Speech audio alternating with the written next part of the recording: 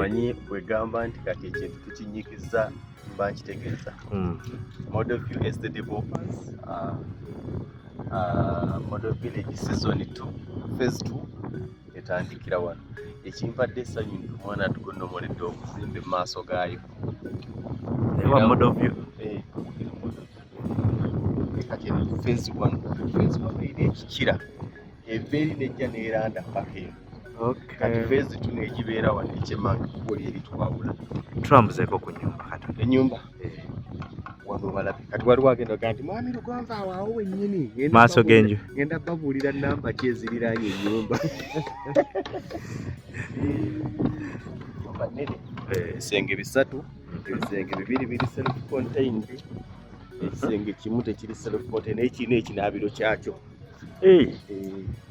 Yazimbidde ddala.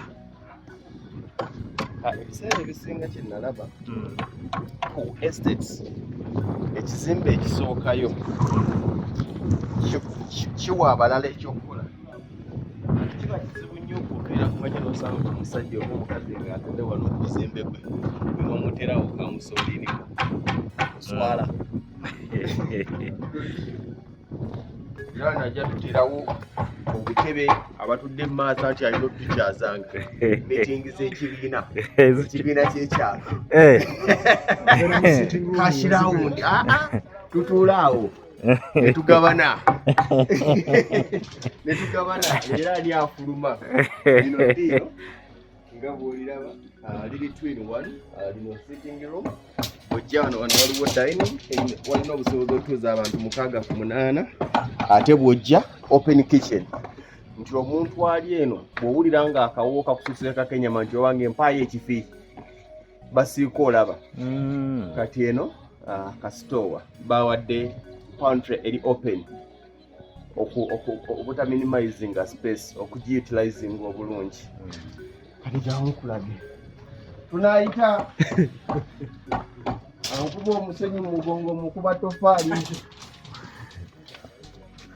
kati tofaali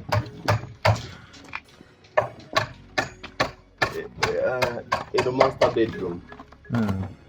bedroom yeno nga bwogiraba kino kinaabiro kinene mugendamu n'ekibaafu ze bayita jacuzzi oba mugendamu n'ekibaafu eno master bedroom n'ekinaabiro eri self contained bw'oyingira oba oyingidde kati eyo bw'ovaayo waliwo ekisenge ekirala wano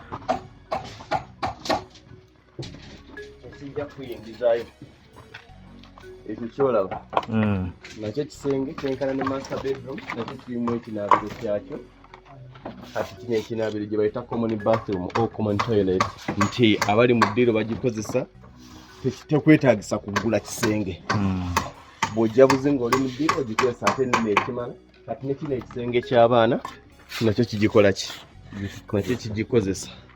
Kati ne tujja ennyumba eno eri ku fuuti 5 ku 10 kuloti kwetudde naye nga erina n'obusobozi ogenda ku fuuti 5 ku 5 lwakuba nti olujja luba lutono. Ennyumba ngazi n'ennyumba eri mu bisenge ebisatu tewandigitadde ku poloti ekka wansi wa 5 ku 10 nti etuulako naye kyenkana akajja oba osigaza kaki oba osigaza katono.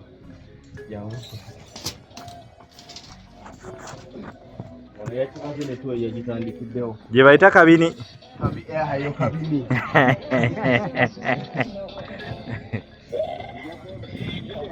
ojja kwebuuza alina ploti ye ennungi erina amakubo erina lino erina liri kati obundi yaki gibakabizi ebiseera ebisinga ennyumba zinyuma nnyo naddala ennyumba za mwamba zinyuma nnyo ng'oziserese nga zirina vale ez'enjawulo kati baba gikukola straight yandibadde omuntu abeere nalabanga essomero naye wano ogiraba negina nekavinga sema first side nayo kiri kyekimu bwejja neevuga wano yagikavingira wano ogiraba okate wamala egikavingira wano naddawo n'ayitwa vale endala eya shedi nti obeera sayidi eno oba obala vale eno obala vale eri nti abantu abasinga balowooza nti akekkereza amabaati n'azimba ekiyumba nga kya bokisi naye bagenda okulaba ng'amabaati goyongedde mutegaka wansi w'amabaati 10 y'emitwalo 5 ne gikuttira ennyumba yo yonna naye bw'ogiwa vale ez'enjawulo nga omuntu buli gyantunula alina vale ne water harvesting ekwanguyira so bwetyo bweri.